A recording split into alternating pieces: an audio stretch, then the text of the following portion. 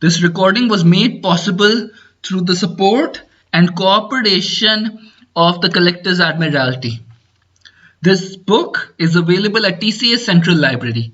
The library can be visited at shop 19 and 20, first floor, Zaman Plaza, Westridge Bazaar, Rawalpindi.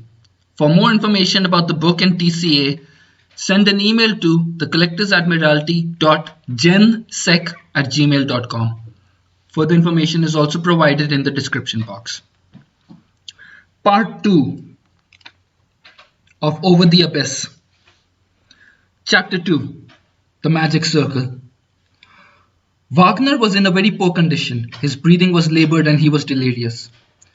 Surely that miraculous mechanism, Professor Wagner's brain, hasn't been damaged by the concussion, I thought in anxiety.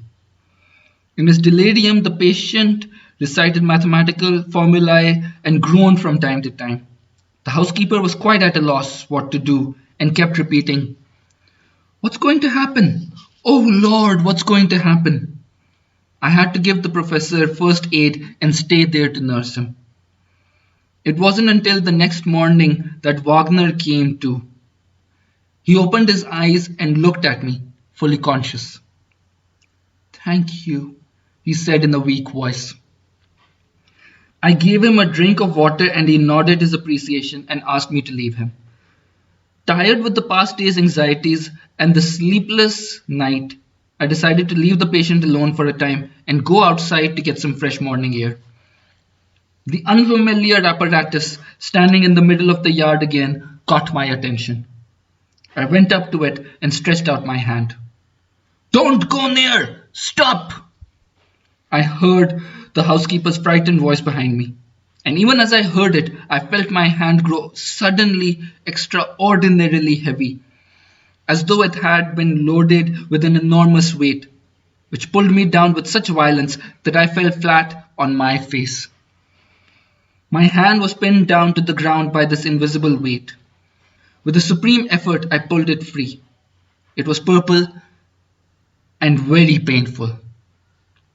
The housekeeper stood beside me, shaking her head in dismay. "Oh dear, dear, how awkward of you. You'd better not go about the yard at all, or you'll get flattened, God forbid." Without understanding anything, I went back indoors and applied a compress to the hand. On his second waking, the professor looked quite refreshed.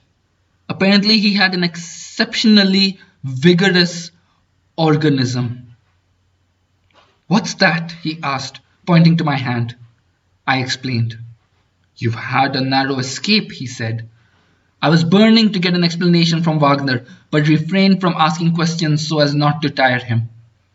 That evening, after his bed had been moved to the window as he had wished, Wagner himself broached the subject in which I was so interested. "Science studies the elemental forces," he began, "and establishes all kinds of laws, but it knows precious little about the nature of these forces. Take electricity or gravity. We study their properties and make use of them, but the ultimate mystery of their nature they are highly reluctant to reveal. Hence, we can by no means make full use of them. Electricity has proven more amenable, of course. We've harnessed it, we can say.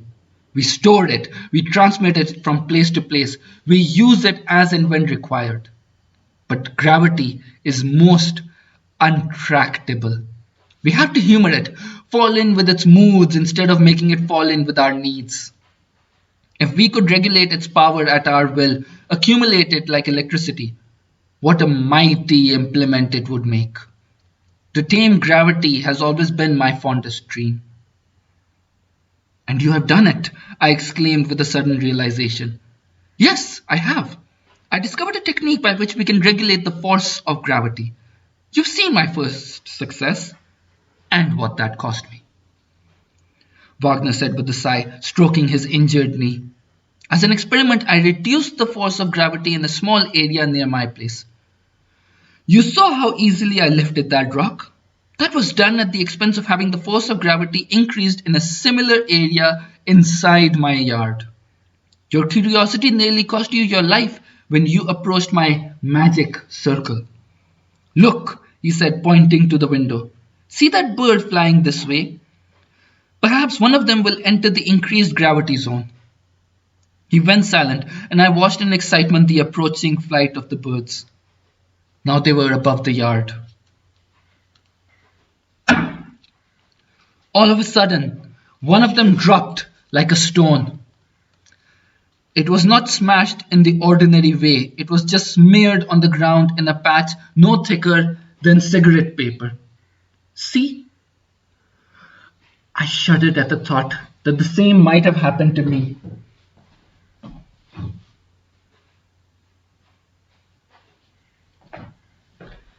Yes, he guessed my thought. You'd have been crushed into a pancake by the weight of your own head. And with a smile he went on. Fima, my housekeeper, says my invention's a marvel for keeping stray cats away from the larder. Don't kill them, she says.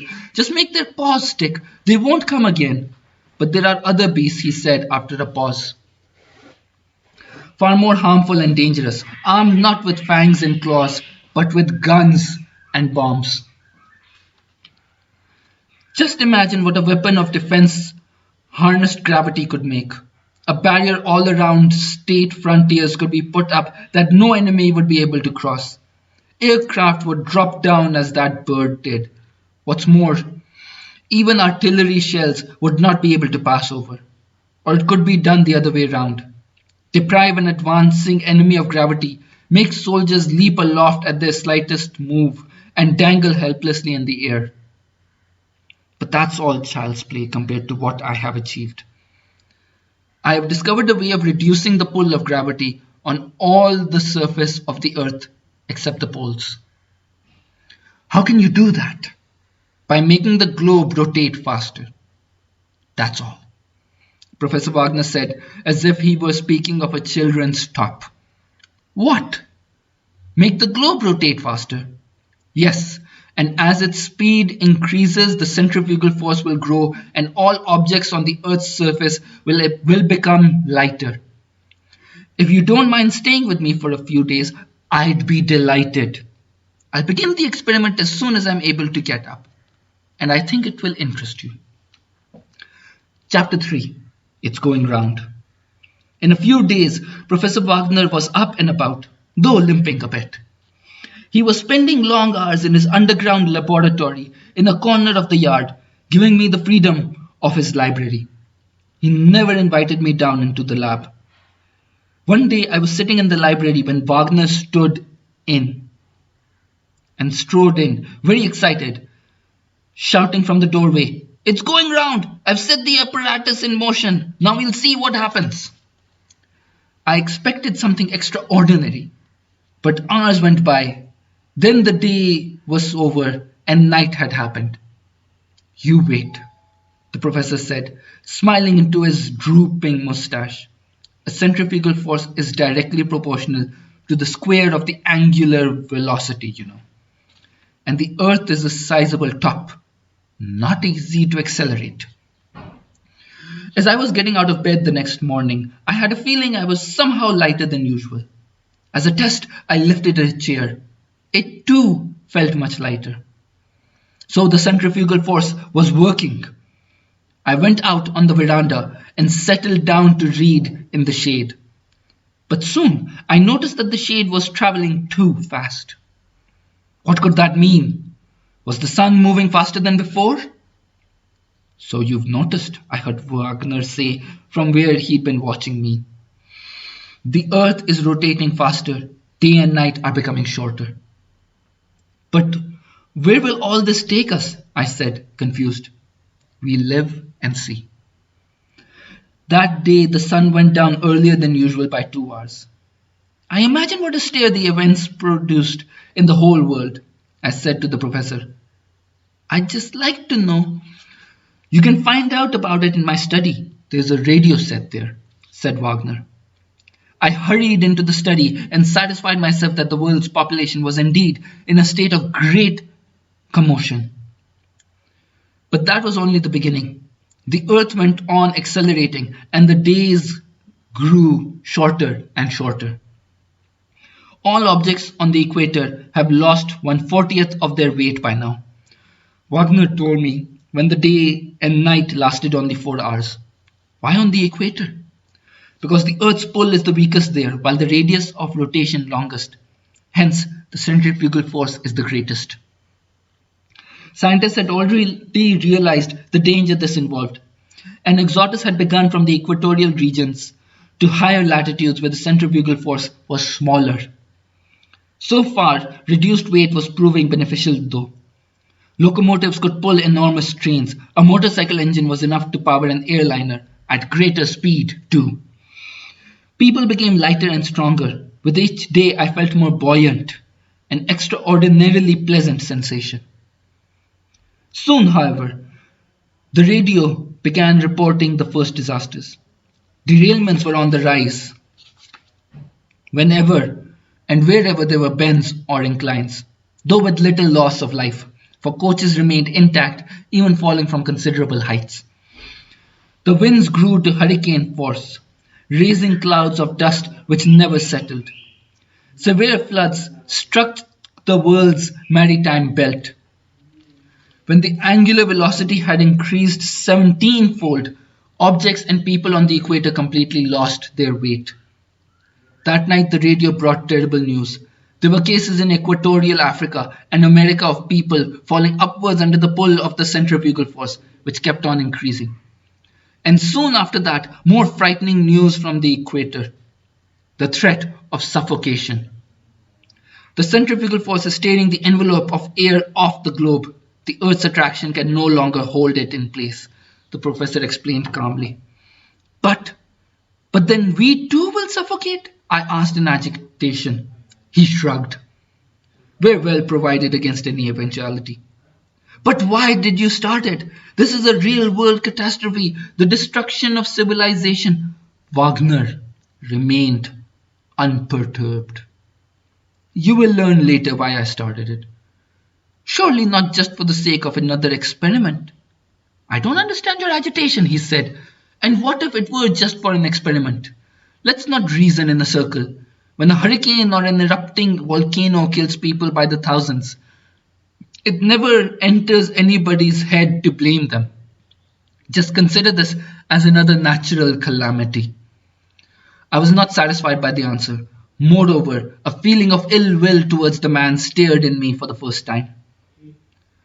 One must be a fiend with no touch of pity to sacrifice the lives of millions for a scientific experiment, I thought. My ill will towards Wagner grew at the rate I myself felt worse, and no wonder. Those terrible reports about the world going to pieces, the way the days and nights flitted by at increasing speed, were enough to drive one mad. I hardly slept at all and was a bundle of nerves. I had to move about, taking utmost precautions. The slightest muscle contraction would shoot me headfirst against the ceiling, though I was little the worse for it. Things were rapidly losing weight and becoming quite unmanageable and unimaginable. Pieces of heavy furniture would glide away at the slightest touch.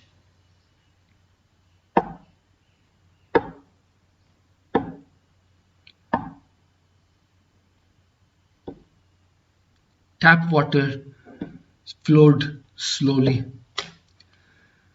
the stream visibly bending out of True. Bodily movements became convulsive. Arms and legs with almost no weight to them jerked about like a string puppets.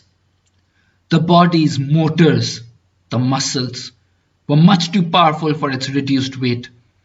Nor could they get attuned to it, unable to keep up with the rate of change.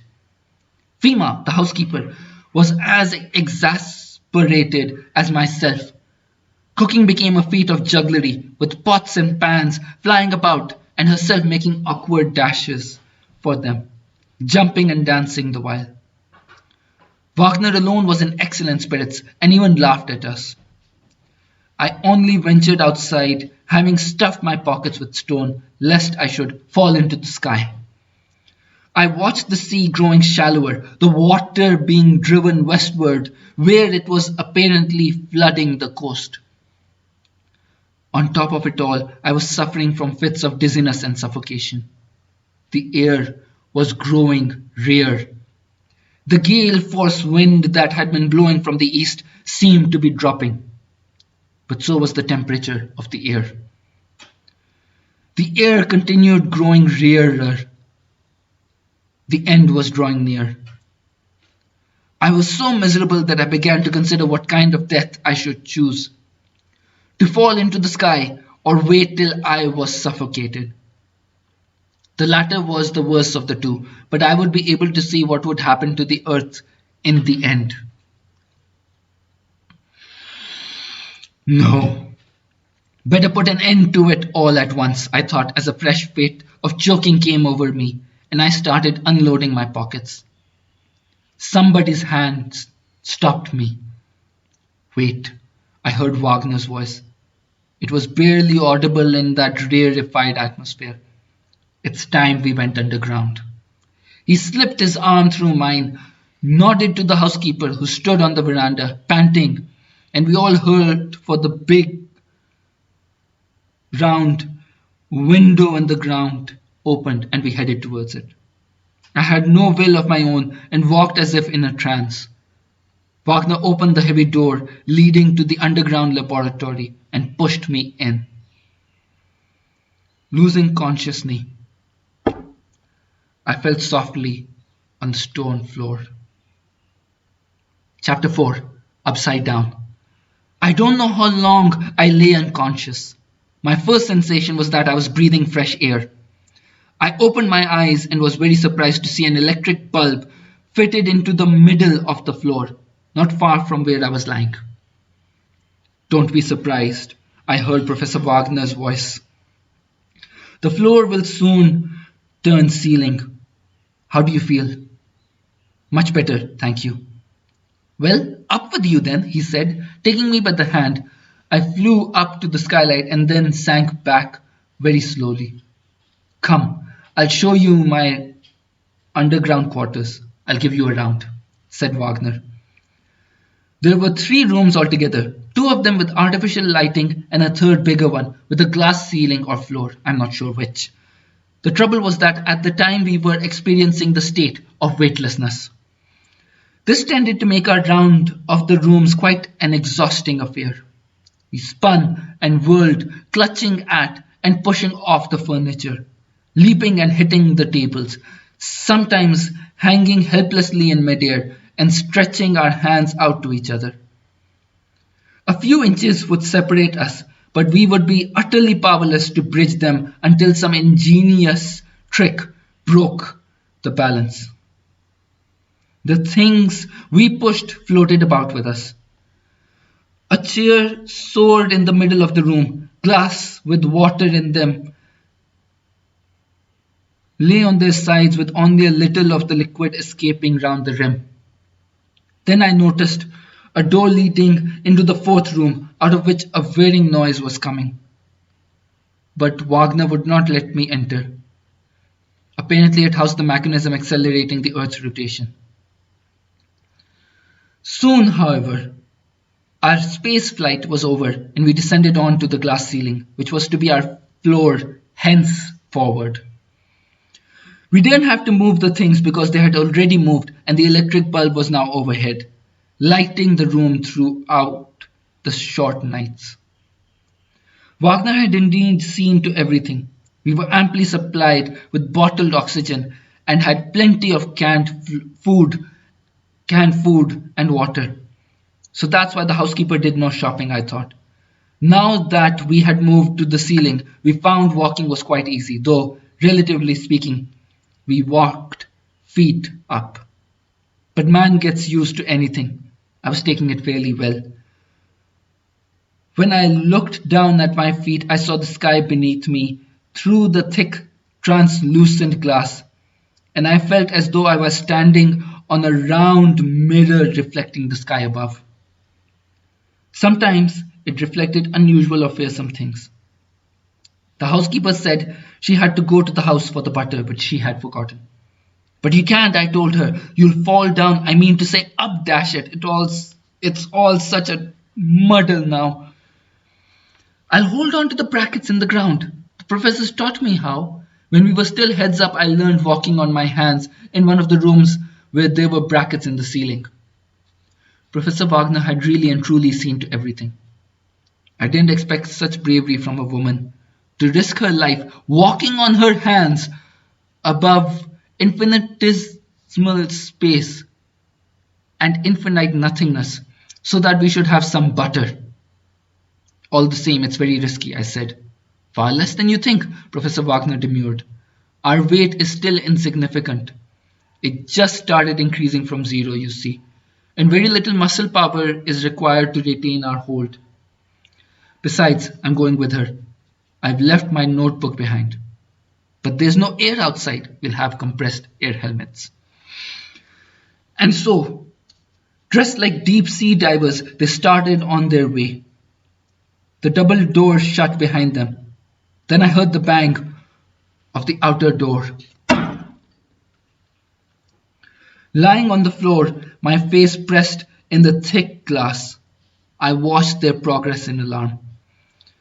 Outside, two globular helmeted figures were rapidly walking on their hands towards the house, clutching at the brackets in the ground, their legs in the air. It was difficult to imagine a weirder sight. It does look fairly easy, I thought. Still, she's a remarkable woman. But what if she feels dizzy? Meanwhile, Wagner and his housekeeper went up the steps in the same manner and disappeared inside the house. Presently, they were out again. They were already halfway when something happened that sent cold shivers down my spine. The housekeeper had dropped the jar of butter and, in an effort to catch it, lost hold of the bracket and started falling into the abyss. Wagner made an attempt to save her. He suddenly paid out a rope bound to his waist and, hooking it onto the bracket, rushed after the housekeeper. The unfortunate woman was falling rather slowly, and as Wagner had managed to accelerate his fall by a vigorous push, he soon caught up with her. He was stretching out his arms for her, but the centrifugal force had made her deviate a little. Again she was out of reach, the distance between the two increasing.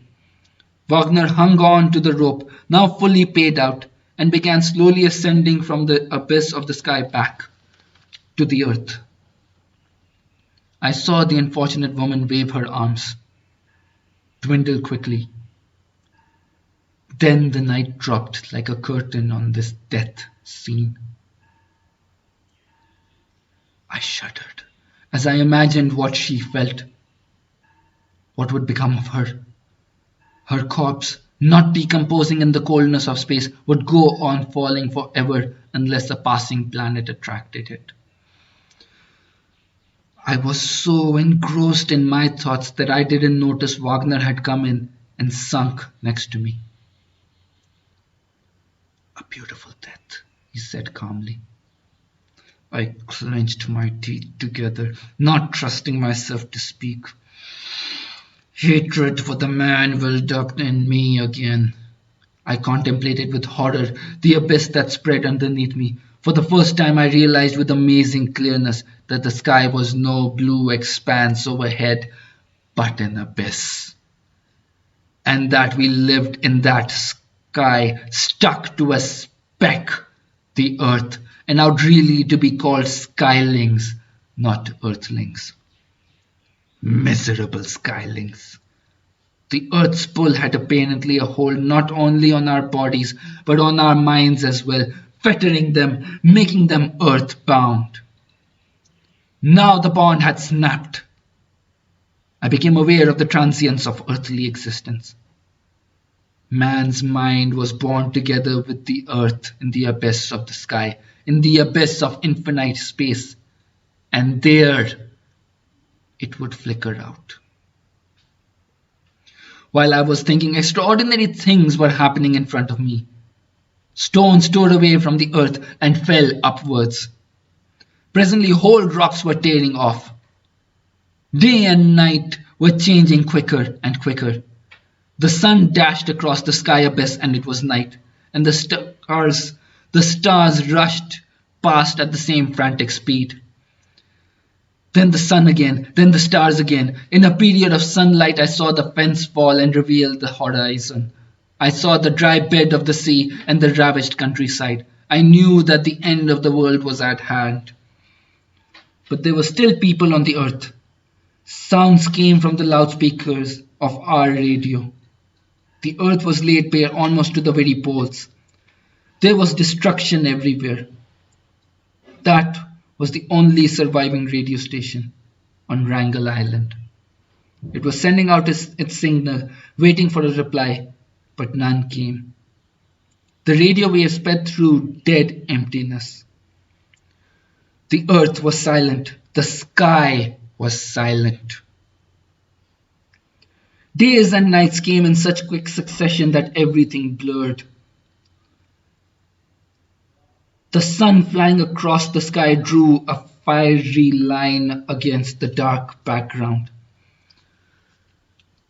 Together with the last shreds of atmosphere, the earth had lost its azure canopy.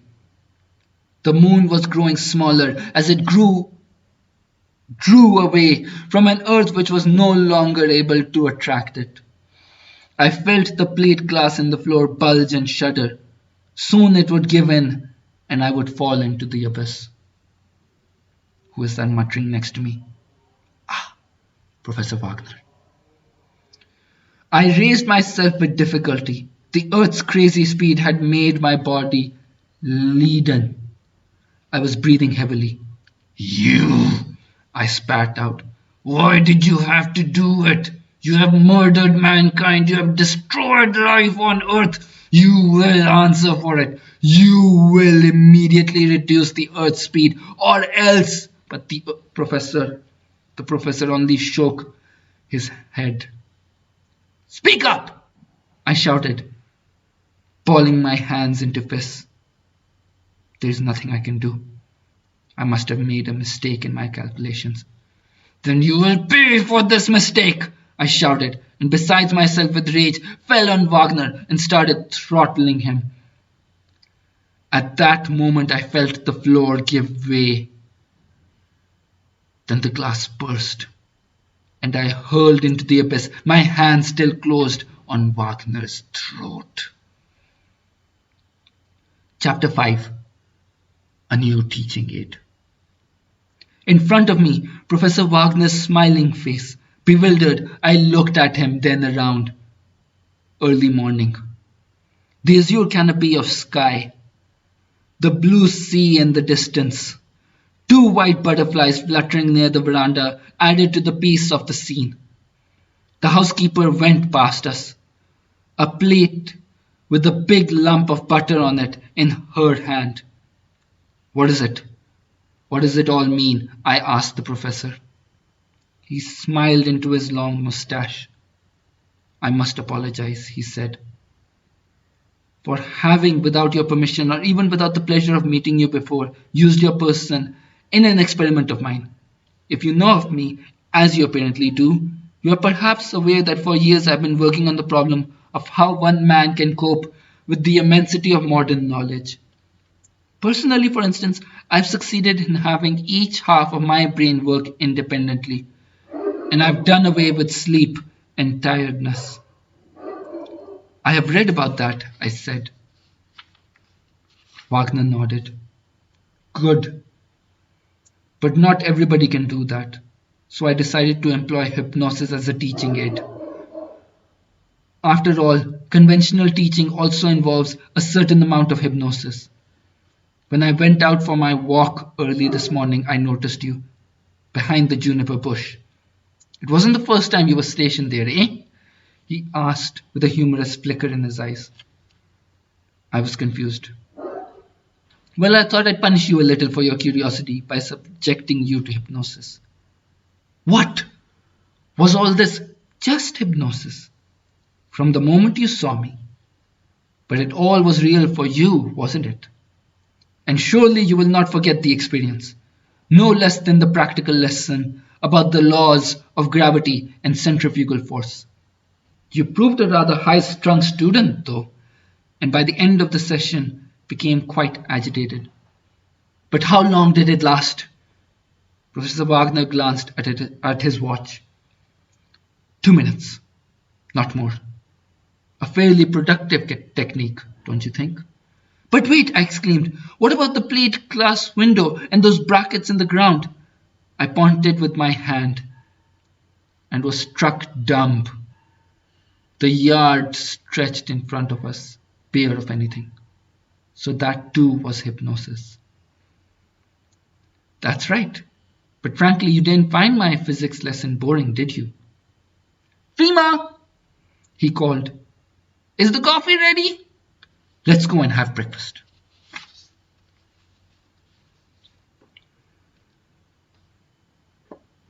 Part 1.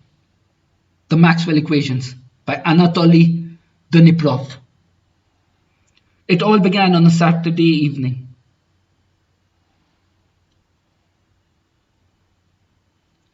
When, tired from my mathematical pursuits, I took up the local evening paper and came across this advertisement on the last page.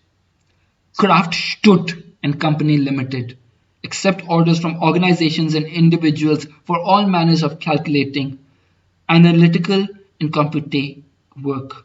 High quality guaranteed. Apply. Zwölf Weltstrasse.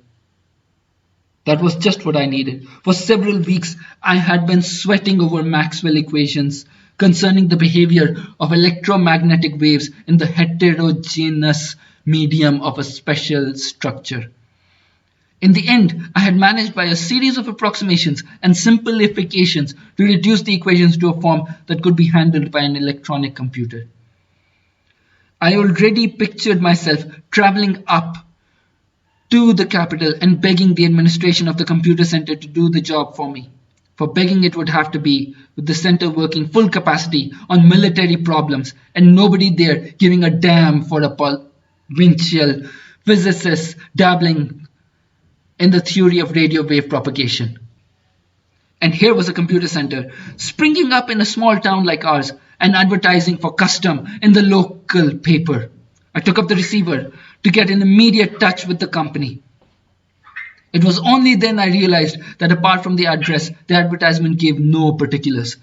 A computer center not on the telephone. It just didn't make sense. I rang up the editors. Sorry, but that was all we received from Kraft Stutt, the secretary told me.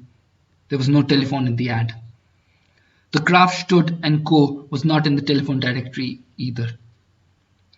Burning with impatience, I waited for the Monday. Whenever I looked up from those neatly penned equations concealing complicated physical processes, my thoughts would turn to Kraft Stutt Co. Men of vision, I thought. In our time and age when mankind endeavors to clothe its every idea in mathematical garbs, it would be hard to imagine a more profitable occupation. Incidentally, who was this Kraft Stutt? I had been resident in the town quite a long time, but the name rang no bell. As a matter of fact, I did vaguely recollect having heard the name before. But I couldn't remember when or where, no matter how hard I jogged my memory. Could require a prize, but oh well. Came the Monday, pocketing the sheets of equations. I started out in search of Zwölf Weltstrasse. A fine drizzle forced me to take a taxi. It's a goodish way off, said the cabbie. Beyond the river, next door to the lunatic asylum. I nodded, and off we went. It took us about 40 minutes. We passed through the town gates, went over a bridge, skirted a lake, and found ourselves in the country. Early green shoots could be seen here and there in the fields along the unmetalled road, and the car stalled between banks of mud every now and then, its back wheels skidding furiously. Then roofs appeared. Then the red brick walls of the lunatic asylum, standing in a little depression and jocularly referred to in town as the wise men's home. Along the tall brick wall bristling with bits of broken glass ran a clinker lane. After a few turnings, The taxi pulled up at an inconspicuous door. This is number 12. I was unpleasantly surprised to find that Krafft Co.'s premises were in the same building as the wise men's home. Surely Herr Krafft hasn't ganged up the loonies to do all manner of mathematical work for him, I thought, and smiled. I pressed the doorbell. I had to wait long, the better part of 5 minutes. Then the door opened, and a pale-faced man with thick, tousled hair appeared and blinked in the daylight. "Yes, sir," he asked. "Is this Krafft's mathematical company?" I asked. "Yes." "And you advertised in the newspaper?" "Yes." "I have some work for you." "Please come in." Telling the driver to wait for me, I bent my head and slipped through the door. It closed, and I was plunged in complete darkness. "Follow me, please. Mind the steps. Now to your left. More steps. Now we go up." Holding me by the arms and talking thus, the man dragged me along dark, crooked corridors, up and down flights of stairs. Then a dim yellowish light gleamed overhead. We climbed a steep stone staircase and emerged into a small hall. The young man hurried behind a partition, pulled up a window and said, "I'm at your service." I had a feeling of having come to the wrong place. The semi-darkness, the underground labyrinth, this windowless hall lighted by a single naked bulb high at the ceiling, all added up to a thoroughly odd impression. I looked around in confusion. "I'm at your service," the young man repeated, leaning out of the window. "Why, yes, so this is the Krafft & Co. Computer Center." "Yes, it is," he cut in with a trace of impatience. "I told you that before. What is your problem?" I produced the sheet of equations from my pocket and handed it through the window. "This is a linear approximation of these equations in their partial derivatives," I began to explain a little uncertainly. "I want them solved at least numerically, say, right on the borderline between two media. This is a dispersion equation, you see, and the velocity of radio wave propagation here changes from point to point." Snatching the sheets from my hand, the young man said brusquely, "It's all clear. When do you want these solutions?" "What do you mean? When?" I said, surprised. "You must tell me when you can do it." "Will tomorrow suit you?" he asked, his deep dark eyes now full on me. "Tomorrow?" "Yes." "About noon." "Good Lord, what a computer you've got. Fantastic speed." "Tomorrow at 12 you will have your solutions, Tim. The charge will be 400 marks, cash." Without saying another word, I handed him the money together with my visiting card. On our way back to the entrance, the young man asked, "So you are Professor Rock?" "Yes, why?" "Well, we always thought you'd come to us sooner or later." "What made you think so?" "Who else could place orders with us in this hole?" His answer sounded fairly convincing. I barely had time to say goodbye to him before the door was shut on me. All the way home I thought about that strange computer center next door to a madhouse. Where and when had I heard the name of Krafft?